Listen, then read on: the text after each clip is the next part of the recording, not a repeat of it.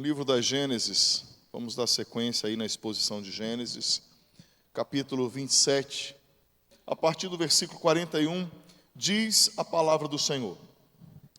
Esaú passou a odiar Jacó por causa da bênção com que seu pai o tinha abençoado, e disse em seu íntimo: os dias de luto por meu pai se aproximam, então matarei meu irmão Jacó. Chegaram aos ouvidos de Rebeca essas palavras de Esaú, seu filho mais velho. Então ela mandou chamar Jacó, seu filho mais moço, e lhe disse: eis que o seu irmão Esaú se consola fazendo planos para matá-lo. Agora, pois, meu filho, ouça bem o que vou dizer. Levante-se e fuja para a casa de Labão, meu irmão, em Harã. Fique com ele alguns dias, até que passe o furor de seu irmão, e cesse o rancor dele contra você, e se esqueça do que você lhe fez. Quando isso acontecer, enviarei alguém para trazer você de volta. Não posso perder os meus 2 filhos num só dia. Então Rebeca disse a Isaque: estou aborrecida da vida por causa das filhas de Et.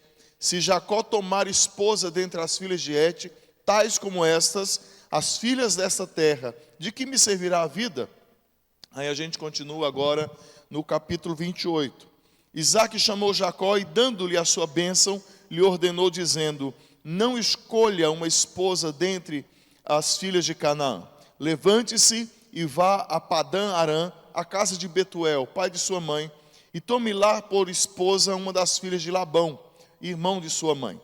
Que o Deus Todo-Poderoso o abençoe, faça com que seja fecundo e uma multidão de povos,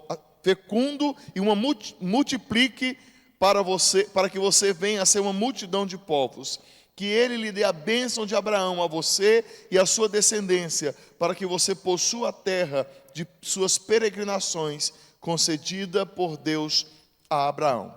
Assim Isaque despediu Jacó, que se foi a Padã Arã, a casa de Labão, filho de Betuel, o arameu, irmão de Rebeca, mãe de Jacó e de Esaú. Esaú viu que Isaque havia abençoado Jacó e o havia mandado a Padã Arã para tomar de lá a esposa para si, e que ao abençoá-lo lhe havia ordenado que não escolhesse uma esposa dentre as filhas de Canaã. Soube também que Jacó, obedecendo ao seu pai e à sua mãe, havia ido a Padã Arã, e sabendo também que Isaque, seu pai, não via com bons olhos as filhas de Canaã, Esaú foi à casa de Ismael, e além das mulheres que já tinha, tomou por mulher Maalate, filha de Ismael, filho de Abraão e irmã de Nebaiote. Vamos orar mais uma vez. Senhor, no nome de Jesus, pedimos que o Senhor fale conosco nessa manhã mais uma vez. Que a tua palavra agora lida seja explanada, Pai, que teu Santo Espírito fale profundamente ao coração do teu povo. Nós carecemos ouvir a voz do Senhor, nos corrigindo, nos exortando, para que nós possamos viver vida para a glória de Deus. Pedimos que o Senhor fale conosco, apesar, Senhor, do pregador. É a nossa oração no nome de Jesus. E você diz: se você é um super santo, essa mensagem não é para você. Eu já te dou a liberdade e o direito de se levantar e ir embora. Se suas asas nunca oscilaram em um voo, se a sua auréola nunca se inclinou, se a sua fé nunca vacilou, se a sua Bíblia nunca se fechou, se os seus pés nunca se desviaram do caminho reto e estreito, deixe-me poupar-lhe um tempo. Você não vai encontrar sentido na pregação dessa manhã. Irmãos, você está limpinho? O único pensamento ou questionamento sobre a sua espiritualidade é o fato de por que as pessoas questionam a sua fé. Seu coração está tão voltado para o céu que o seu endereço de e-mail é correiodedeus@algumacoisa.com, ou se o seu e-mail for portões dos céus ou portões de pérola, @soumaisqueperfeito.com, definitivamente essa mensagem não é para você.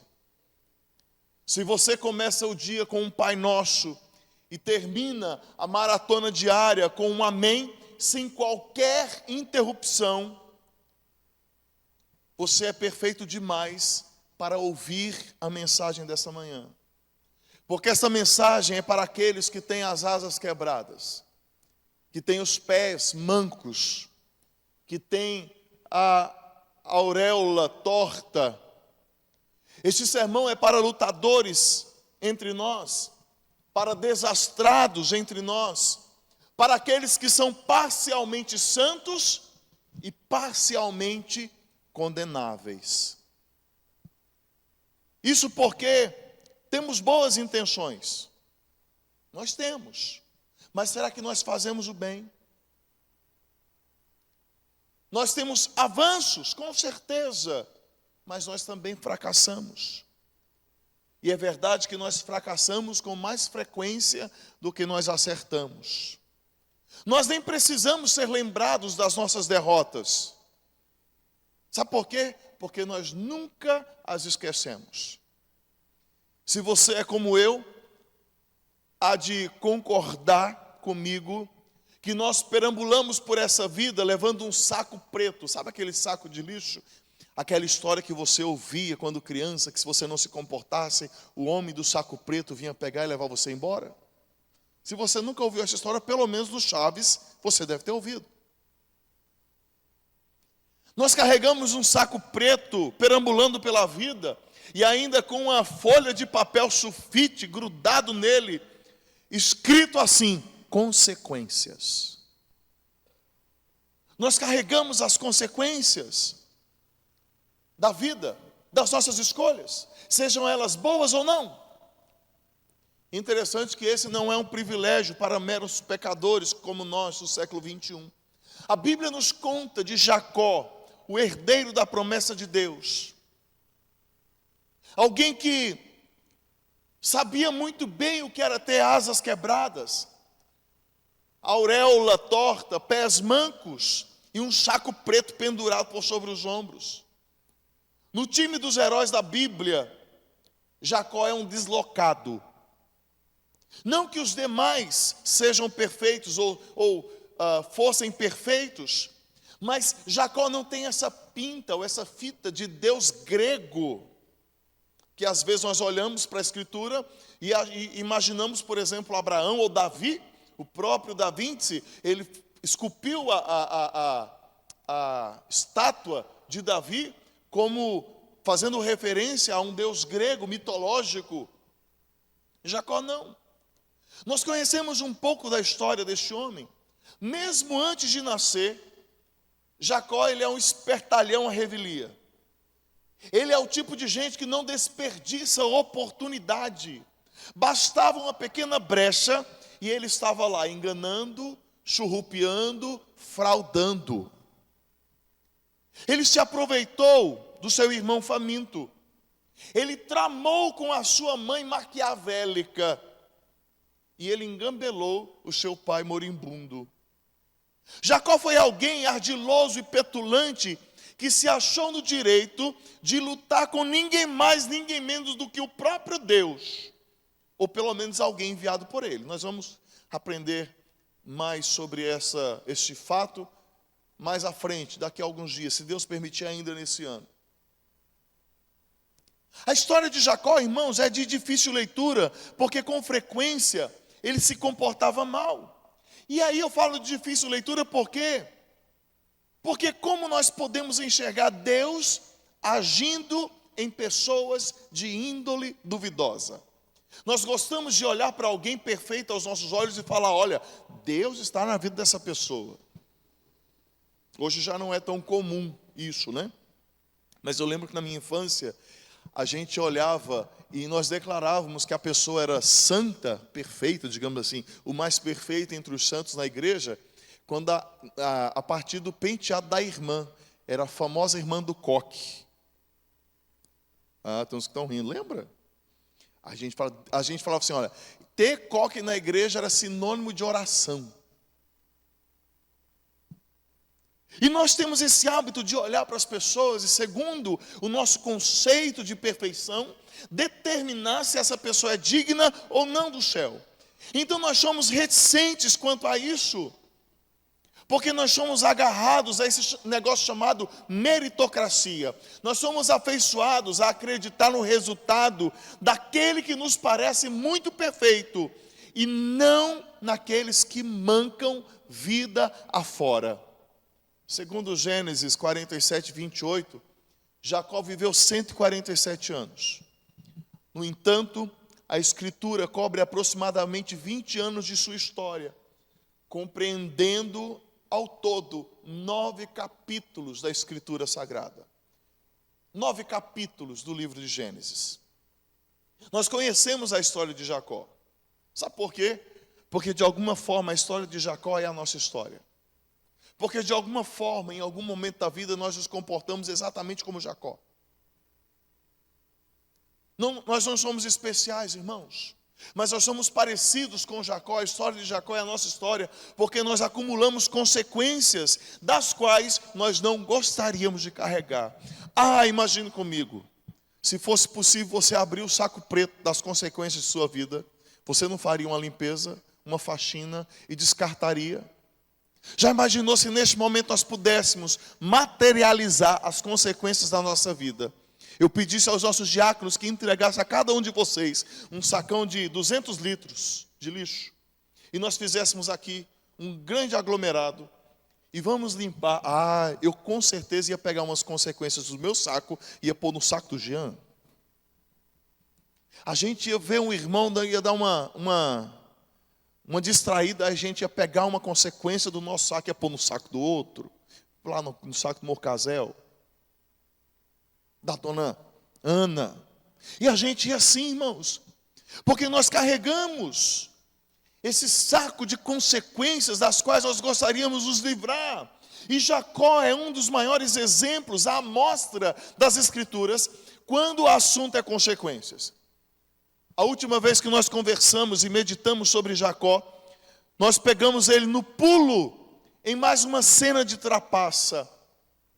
Atendendo a trama de sua mãe, Jacó age velozmente para obter algo que lhe fora prometido, mas por meios completamente indevidos. Deus tinha feito uma promessa a ele, mas ele não deveria tomar um caminho tão espúrio e enganoso. E ele cede então à tentação do engano. Ele arma uma rede de intrigas. Ele boicota a própria família. E o resultado disso é que ele conquista para si o ódio mortal do seu irmão gêmeo, Esaú. Rebeca, sua mãe, quer ver Jacó são e salvo.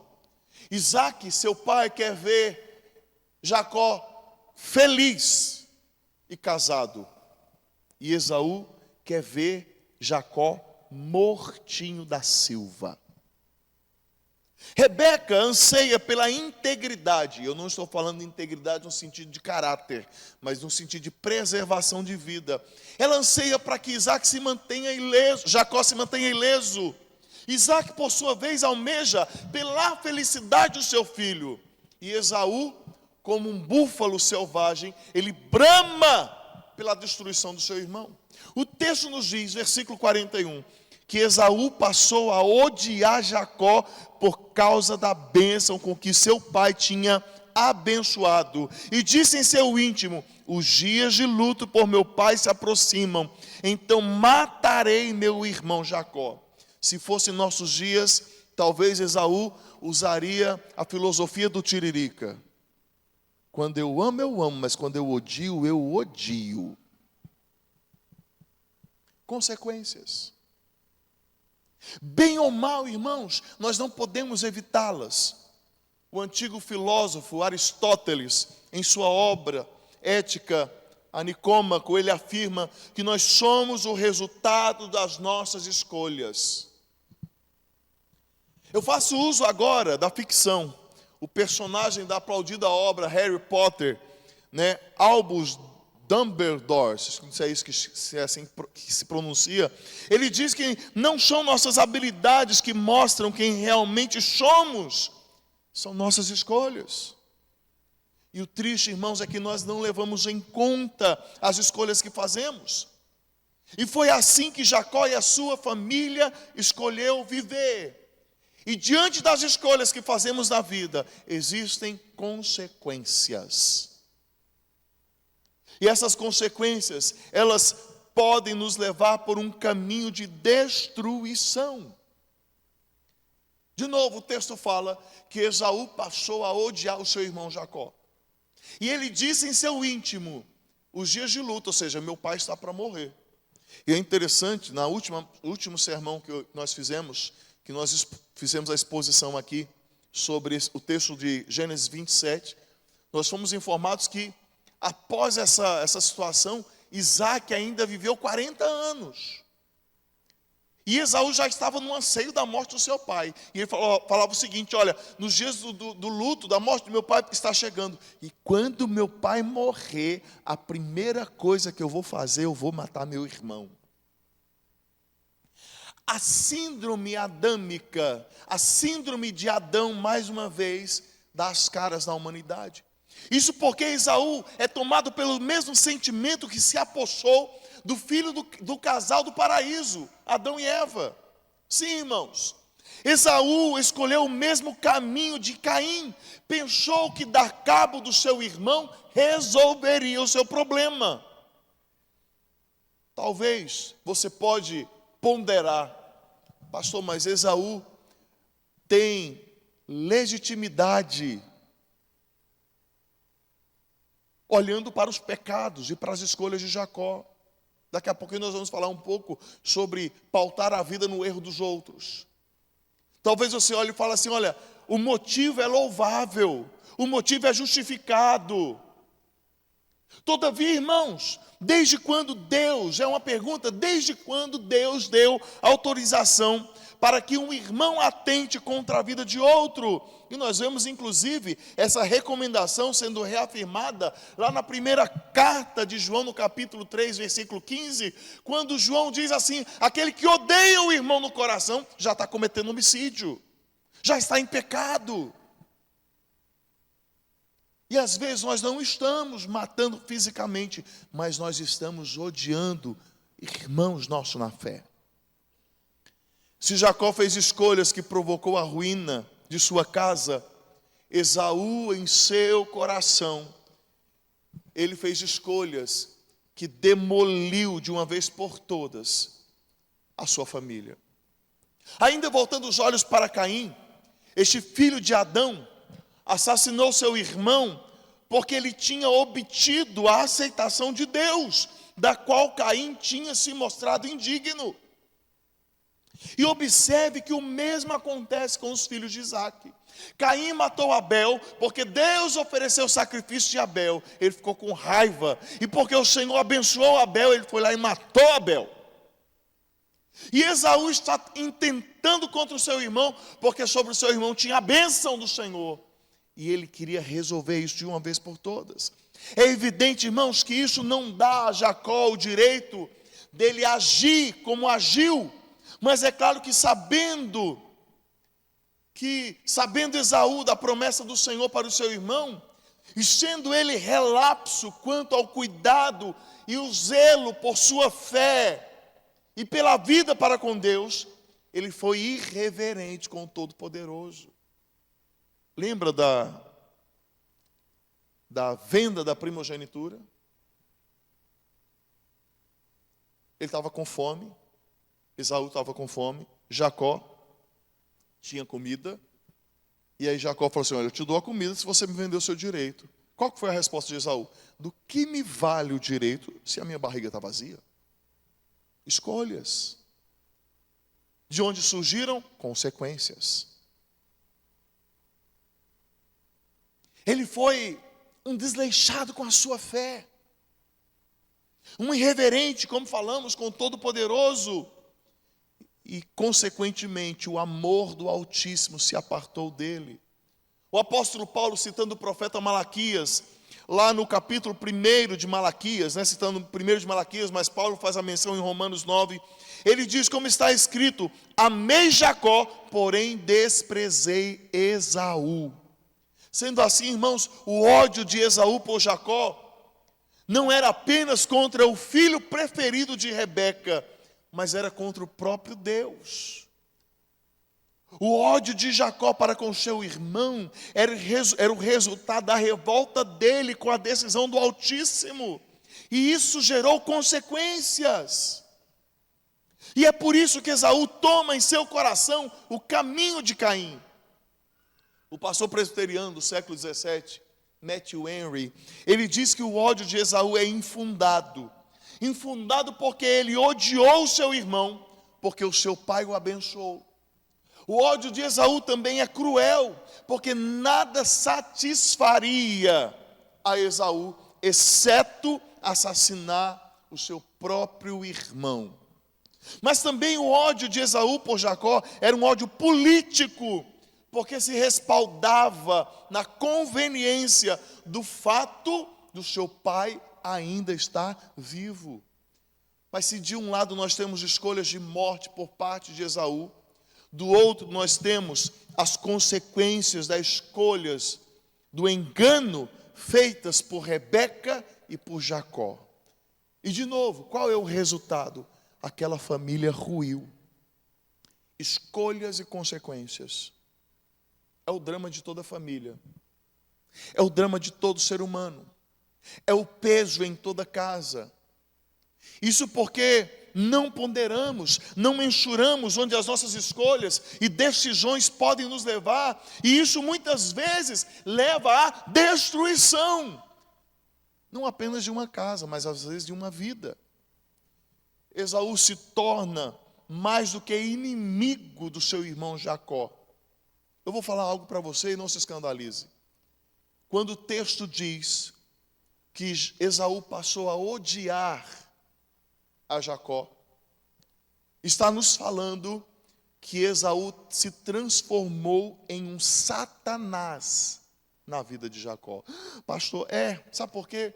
Porque a palavra hebraica traduzida para o português, dizendo que Esaú passou a odiar, a palavra hebraica ali é Satã. Opositor, acusador, destruidor. Esaú não tem a bênção de Deus, mas ele quer impedir que o seu irmão desfrute dela.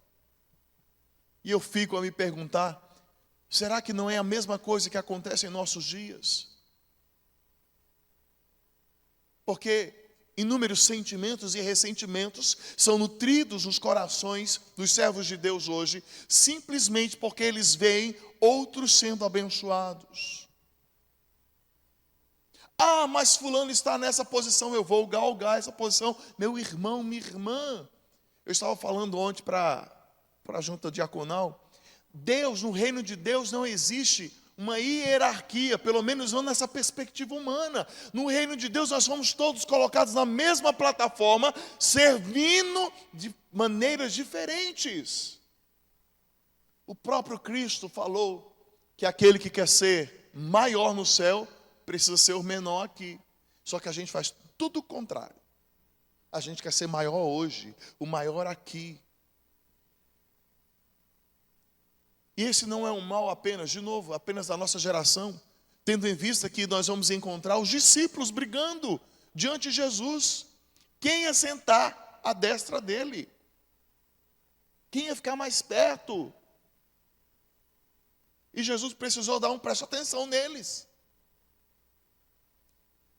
E infelizmente, irmãos, nós fazemos escolhas que geram consequências que conduzem à destruição. Tomados por uma inveja mortal, muitos se debruçam hoje sobre escolhas malignas e atentam contra aqueles que fazem parte, inclusive, do próprio seio familiar. Novamente, não medem consequências, não ponderam as escolhas, ludibriados pelo engano, pelos desejos da própria carne, agem, tramam, falam esperando que as suas justificativas sejam legítimas, mas só produzem destruição. Quer ver um negócio cotidiano? O cuidado com as nossas falas, com aquilo que falamos. Você sabia que tudo que você fala gera consequência? Talvez nós, por medo demais, por enveredarmos por um caminho racionalista demais, como presbiterianos, nós não levamos em conta o fato do poder da língua. Tiago fala sobre isso. E aí a gente fala, irmãos, sem medir as consequências.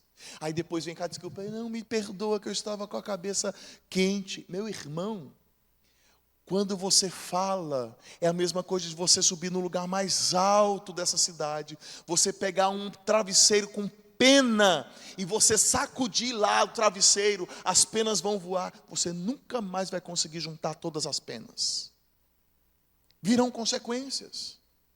E tem gente que fala, que murmura, que reclama, não pensa onde está falando, com quem está falando, de que forma está falando, e o que você fala vai trazer resultados. De novo, Deus nos perdoa, isso é inquestionável, mas Ele não nos exime de colher aquilo que a gente planta. Tem gente que está plantando limões e quer que a vida seja doce, como mamão papaya. Alguém aqui já chupou umbu? Sabe o que é umbu?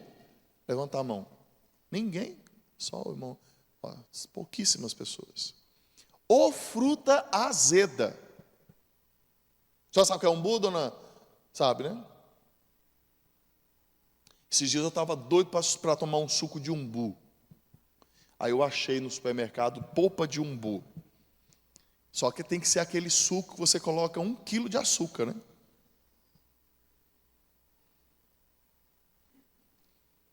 É azedo.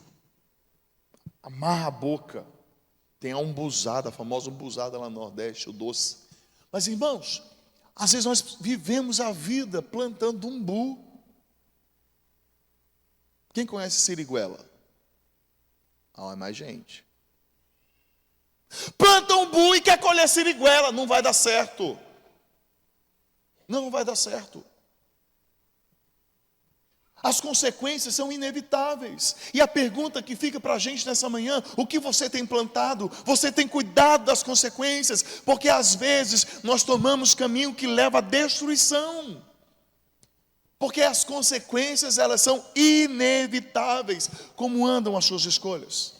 Como está o seu coração? Consequências. E às vezes essas consequências, elas nos apartam definitivamente dos mais chegados.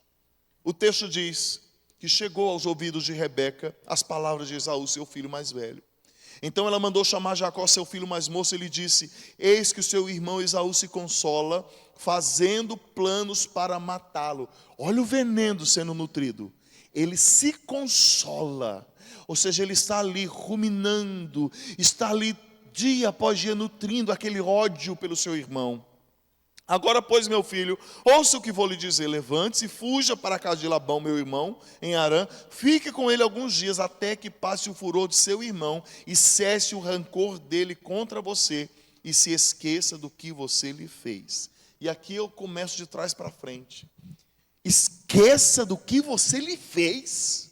Como assim Rebeca falou isso? Porque naquela trama, 50%, digamos assim, era culpa dela. E está claro aqui, irmãos, que o ódio de Esaú e agora a fuga de Jacó são consequências de escolha e da atitude de Jacó. Você compreendeu isso? Nada, absolutamente nada nessa vida se isenta do fator da retribuição. É a chamada lei da semeadura, nós acabamos de falar. No entanto, duas coisas que eu quero ponderar e considerar aqui com vocês. E a primeira delas é que a intenção de Esaú não foi retida apenas para ele. O texto começa falando que Esaú, no seu íntimo, planejava matar. Jacó? Estava aqui, ó. Mas em algum momento a conversa saiu, o processo saiu do coração, passou pela boca e alcançou os ouvidos de Rebeca. Consegue imaginar a tensão no texto? A tensão nessa família. Aquilo que Esaú planejou no seu íntimo ganhou o mundo, percorreu as ruas, passou de ouvinte a ouvinte até chegar aos ouvidos da sua mãe. Já imaginou? Esaú chama um colega e fala assim: rapaz, ficou sabendo que meu irmão fez comigo? Olha, eu estou esperando meu pai morrer. Conta para ninguém não, viu? Porque quando meu pai morrer, eu vou acabar com a raça do meu irmão. Só que aquele colega dele, conjecturas, chega na casa dele e conta para a mãe: mãe do céu, você viu o que está acontecendo na casa de Isaac, da dona Rebeca? Aí conta. Aí a mãe dele tem uma amiga, vai para a vizinha: comadre, você viu o que está acontecendo na casa de Rebeca? E aí vai indo, até que aquilo que estava no coração de Esaú chegou no ouvido de Rebeca. A casa de Abraão, e aqui no sentido de gerações, né? Se tornou motivo de conversações, virou notícia nas rodas de comentário, se transformou em alvo de olhares tortos. Por quê? Porque Esaú não reteve a sua língua. Aqui já é um ponto muito interessante. Às vezes a gente fica contando, compartilhando os problemas da nossa casa com outros, sem saber se esses outros são realmente confiáveis e vão reter, vão ajudar pelo menos você em oração. E a gente vai quando pensa que não, a tua casa está na boca de todo mundo. E para catar depois os cacos disso? Esaú não reteve a língua, e tem muita gente hoje não retendo a sua língua. Antes Esaú criou uma tensão da qual se desdobrou em um desmantelamento da sua família. Eu já vi inúmeras famílias sendo destruídas, desmanteladas por causa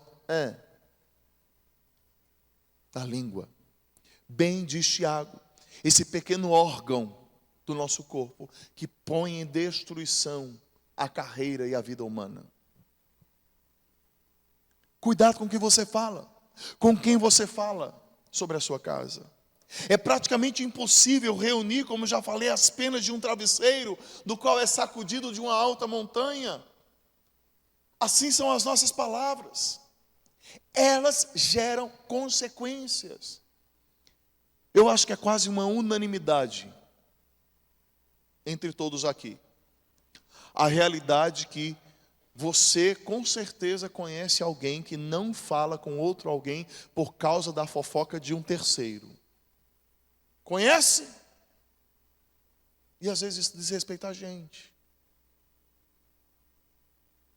E a conversa vai correndo, fica sem dono. Segunda coisa a ponderar. Rebeca se eximiu da culpa dela. Lembrando que o plano para roubar a bênção do pai não foi de Jacó, foi de Rebeca. Jacó pôs em prática, mas Rebeca foi ela que tramou. E olha o que o texto diz: olha, vai meu filho, até que a ira do seu irmão passe e esqueça do que você lhe fez. De novo, Rebeca, a trama foi dela, a ideia foi dela, a arquiteta do mal foi ela.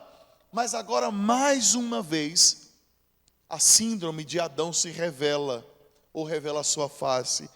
Lembra da síndrome de Adão? Eva vai lá e come. Dá para Adão, ele come. Aí Deus aparece. E quando Deus aparece em cena: Adão, você comeu do fruto. Senhor, a mulher que tu me deste, ou seja, a culpa não era dele, não. A culpa era de Eva e de Deus. Já viu isso? A gente joga a culpa. É verdade, a culpa quando é nossa, a gente dá para quem a gente quiser. Né? Mas a gente faz assim. Adão se revelando mais uma vez. E aquilo que Rebeca tramou lá atrás, em conjunto com a intenção do assassinato de Esaú desagou na fuga de Jacó. E ela disse: levante-se e fuja para a casa de Labão, fique com ele alguns dias, até que passe o furor do seu irmão. E é interessante, irmãos, que esse período de alguns dias se transformaram em 20 anos. 20 anos. E Rebeca nunca mais viu o seu filho, porque quando Jacó retorna para sua terra depois de 20 anos, Rebeca já estava morta. Consequências que separaram pessoas definitivamente. Rebeca podia ter parado por ali, irmãos. Todavia, ela trama mais uma vez, sabendo que poderia levantar alguma suspeita sobre o que estava acontecendo entre Esaú e Jacó, entre a rixa, entre o conflito. Ela podia ter parado aí, vai e fica lá. Mas o que ela faz? Ela trama de novo, porque ela teme transparecer a Isaque que a sua casa estava sob fogo cruzado. E novamente ela planeja, arquiteta um plano e coloca na mesa uma justificativa, até que Isaque consente com a trama de Rebeca. E aquilo que era fuga para Jacó, para Isaque foi uma mera viagem em busca de casamento. E a partir de então, Isaque, Rebeca e Jacó nunca mais se viram. E eu falo da trama porque o texto nos diz que quando Rebeca ouve a respeito da trama de Esaú para matar o seu irmão, ela precisa mandar o filho mais jovem embora para salvar a vida dele. E aí o que ela faz? Nós falamos aqui, fizemos a exposição do texto, quando Rebeca e Isaque não tinham felicidade. O texto deixa bem claro que eles tinham amargura de espírito em relação ao casamento de Esaú, porque Esaú casou com mulheres hititas, cananeias. E aí ela usa dessa desculpa para justificar. Chegou bem, o seguinte, você viu Esaú. Esaú casou com as filhas de Et. Mulheres ímpias, causam amargura na nossa alma. Vamos mandar Jacó lá para a casa de meu irmão? Ele vai casar com uma mulher da nossa família. E aí, nós vamos nos livrar disso. Mas perceba que essa é a desculpa, é a justificativa. Mas o que está por trás? A escolha dela de tentar resolver o buraco que ela já tinha cavado lá atrás. Já viu esse negócio? Que às vezes a gente cava um buraco para tampar o outro. É o vulgo cobrir a cabeça para descobrir os pés. E nós vamos, vez por vez, sem reparar, criando e gerando consequências desastrosas, danosas, das quais a gente não consegue reparar. E ela diz no texto: não posso perder os meus dois filhos num só dia. Rebeca teme, irmãos, por uma tragédia em seu lar. Mesmo que ela tenha cooperado para uma calamidade. Provavelmente ela tenha em mente que depois que Esaú matasse Jacó, o próprio Esaú seria morto por um vingador. Porque pela lei, aquele que mata deveria morrer também. Tudo, irmãos, que fazemos na vida gera consequências. E às vezes isso implica em separar os melhores amigos. Indica em causar cismas na família, divisão na igreja, dissolução de relacionamentos, de casamentos. Não podemos, irmãos, viver no piloto automático da vida. E muito menos nos emaranharmos em uma via onde considerações não são feitas e consequências não são avaliadas. Suas palavras podem destruir outros. Suas atitudes podem desencadear sérios conflitos. Seus planos podem reverberar por gerações e gerações. Por isso, nessa manhã, a palavra do Senhor ela vem justamente para nos alertar. Cuidado, tudo tem consequências. E às vezes elas são irrevogáveis. Mas a terceira e última coisa que eu compartilho com vocês nesse texto é que nós não podemos justificar a nossa vida no erro dos outros. Você conhece bem a célebre frase que sua mãe falou e talvez fale ainda hoje? Você sabe de que frase que eu estou falando? Que frase que é? Você não é todo mundo. Estou lá na escola fazendo alguma coisa, ou na faculdade, ou talvez você chega para sua mãe e fala assim, não mãe, mas fulano está fazendo. Mas você não é todo mundo. Nós falamos anteriormente, no penúltimo sermão que expomos aqui do livro de Gênesis, que Esaú provocou forte aborrecimento em Isaque e Rebeca por seu casamento com aquelas mulheres hititas. E agora, para justificar a fuga de Jacó, de novo Rebeca usa o erro do seu outro filho para construir uma nova trama. Já falamos aqui sobre isso. Ela não estava gostando das noras. E aí ela falou o seguinte, já tem uma desculpa, agora é só arrumar um argumento, está tudo feito. Rebeca podia pegar o caminho da verdade e não da meia-verdade. Irmãos, meia-verdade não é verdade inteira. Porque onde existe meia-verdade, existe uma parcela de mentira. E quem você acha que prospera? Ela poderia ter sido transparente com Isaque. Chegado em seu marido e falar, meu bem, nós tramamos, nós erramos, pecamos, trouxemos iniquidade para debaixo do nosso teto. Mas ela vai no sentido inverso. Ela faz uso de escolhas, das escolhas de Esaú, para respaldar as suas escolhas. Sim, irmãos. É verdade que Deus estava agindo em toda aquela situação. Todavia, Deus estava agindo não coadunando com o erro. Mas como lá em Gênesis 50 nos fala, Ele estava agindo transformando o mal em bem. Rebeca pensava que ela riria por último, mas quando se trata de milagres, eu gosto muito daquilo que meu amigo Lucado diz, quando se trata de milagres, quem ri por último é Deus. E o Senhor então efetivou mais uma etapa no cumprimento de sua promessa na vida de Jacó. Todavia, irmãos, isso não pode se valer de um tipo de habeas corpus para a astuta Rebeca, porque nenhum erro justifica o outro. E na teia desse conflito, nós somos informados que Esaú se aborrece mais uma vez. E agora, ele não vai se casar com mais uma das filhas dos cananeus, não. O texto diz que ele vai agora até a casa de Ismael. Eu vou lá. Ismael é teu inimigo. Agora eu vou lá, eu vou pegar uma mulher, eu vou me casar com uma filha do teu inimigo. Ismael, o bastardo de Abraão.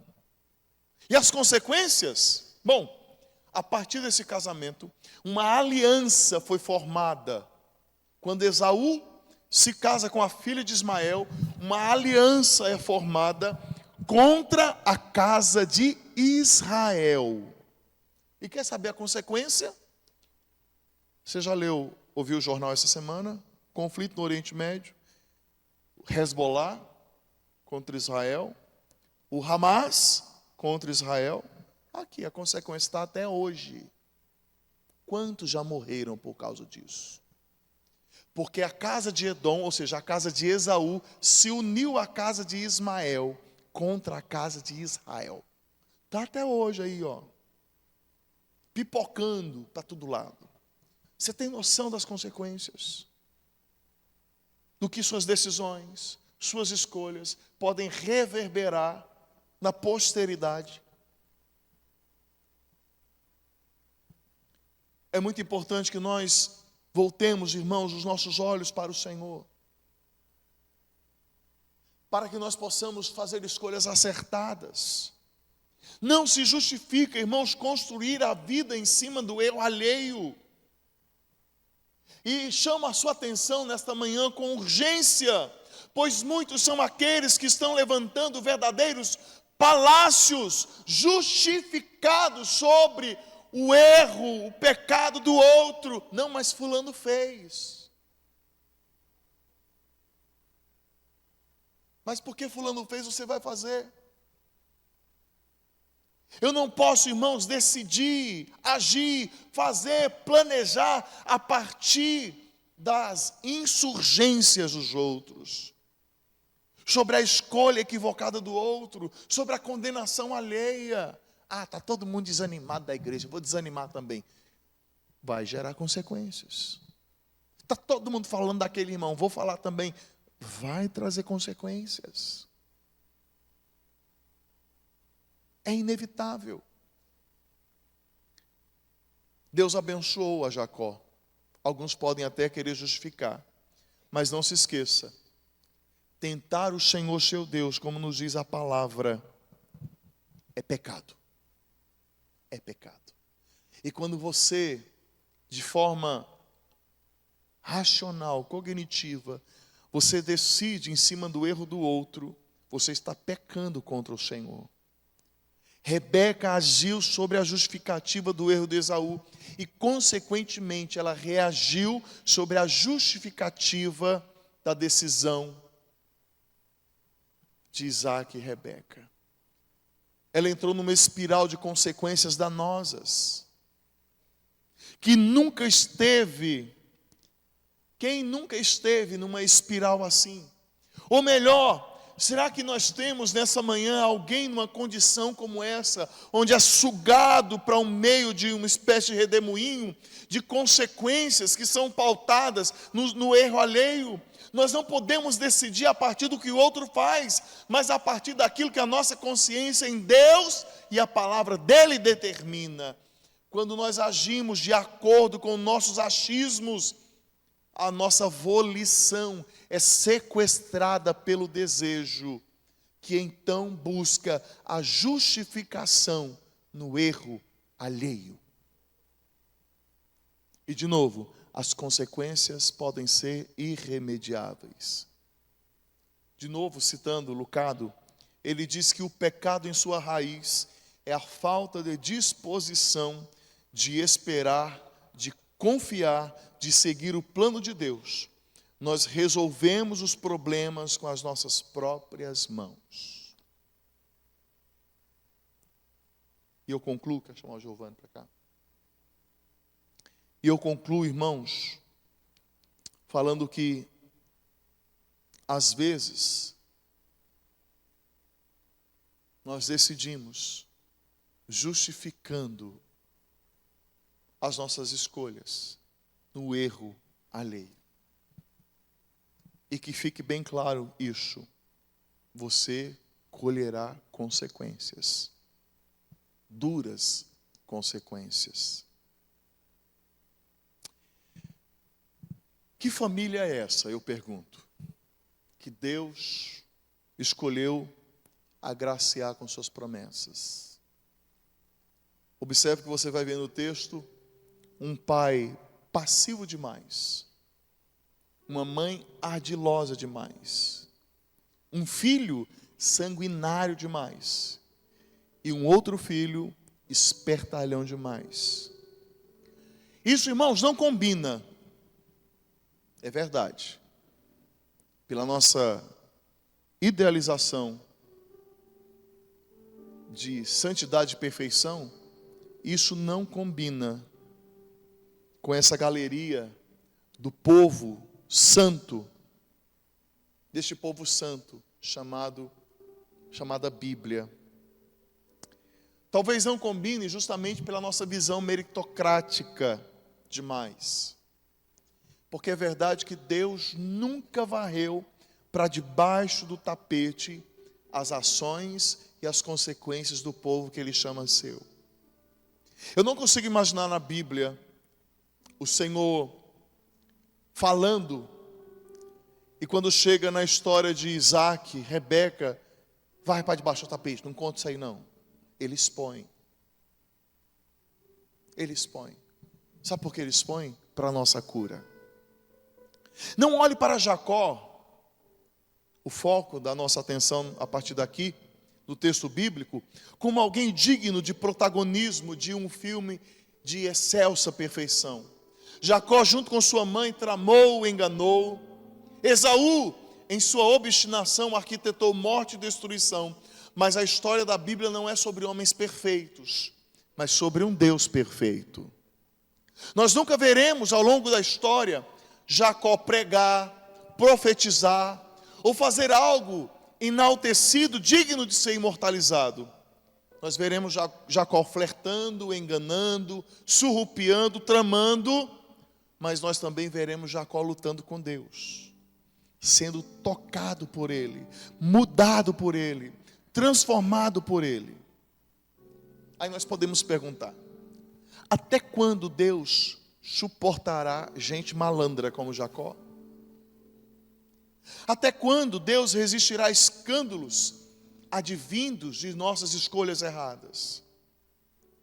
Será que Deus usa gente de asa quebrada, de auréola caída e de pés mancos? E para a sua pergunta, a resposta é sim. E se você ficou durante toda essa mensagem, é porque a mensagem é para você. Porque, de novo, a história de Jacó, a história da família de Jacó, é a nossa história, é a história da nossa família. Se nossos atos geram consequências estarrecedoras, os atos de Deus geraram e geram consequências arrebatadoras. E você pode chamar isso de graça. Porque é a graça que foi atrás de Jacó. Foi a graça de Deus que veio atrás de você. Quando Deus quis se identificar ao seu povo, Ele declarou: eu sou o Deus de Abraão, o Deus de Isaac e o Deus de Jacó. Deus não disse apenas: eu sou o Deus de Abraão e o Deus de Isaac. Ele também é o Deus de Jacó. Deus usou Jacó apesar de Jacó. E ponto final. Deus usa você apesar de você. E ponto final. A graça de Deus transformou as consequências de Jacó em bem. Se você hoje render a sua vida a Ele, se reconciliar com Ele, buscar nele a mudança necessária, Ele pode fazer a mesma coisa com você, transformando as suas consequências danosas em bem, pegando o saco preto das suas costas, e como o presbítero Geraldo, sem saber, mas o Espírito Santo sabia e leu nessa manhã, o final dessa mensagem, Ele nos convida a entregar a Ele o nosso fardo, o nosso peso, o nosso saco preto. E Ele diz: eu vos aliviarei. Feche os olhos. Eu não posso deixar essa mensagem ir sem fazer o apelo nessa manhã. Mesmo no seu lugar, você sente que o seu saco está pesado, o saco preto nas suas costas está pesado. Existem consequências difíceis. E você quer mudança de vida. Coloque-se de pé no seu lugar. Nós vamos orar no nome de Jesus. Se você deseja conserto com Deus, coloque-se de pé no seu lugar. Nós vamos orar no nome de Jesus. Se você deseja entregar a sua vida para Jesus nessa manhã, coloque-se de pé no seu lugar. Nós vamos orar no nome de Jesus.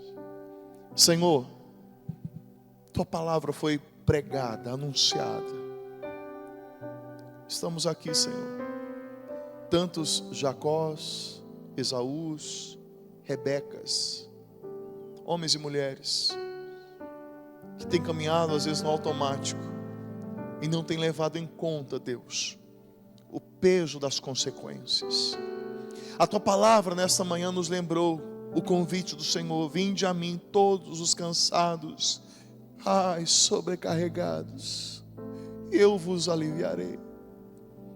Tomai sobre mim sobre ti o meu fardo, porque ele é leve, o meu jugo é suave, e vocês acharão descanso para as vossas almas. Obrigado por nos lembrar dessa promessa, Senhor. Obrigado por nos lembrar desse convite. E pautados na tua palavra nessa manhã, nós queremos deixar aos teus pés esse saco da culpa, esse saco, Senhor, pesado pelo pecado, esse saco, Senhor, que tem nos feito andar, Senhor, cabisbaixo, tem nos feito, Senhor, andar, Senhor, indignamente, tem nos feito, Senhor, nos afastar de ti. Nós não queremos tomar o caminho da destruição. Nós não queremos rumar diante, Senhor, da separação definitiva. Nós não queremos, Senhor, em hipótese alguma, Deus, justificar os nossos erros, no erro do vizinho. Mas nós queremos tomar, Senhor, sobre nós o teu leve fardo. Então, no nome de Jesus, que as consequências nessa manhã sejam tornadas boas.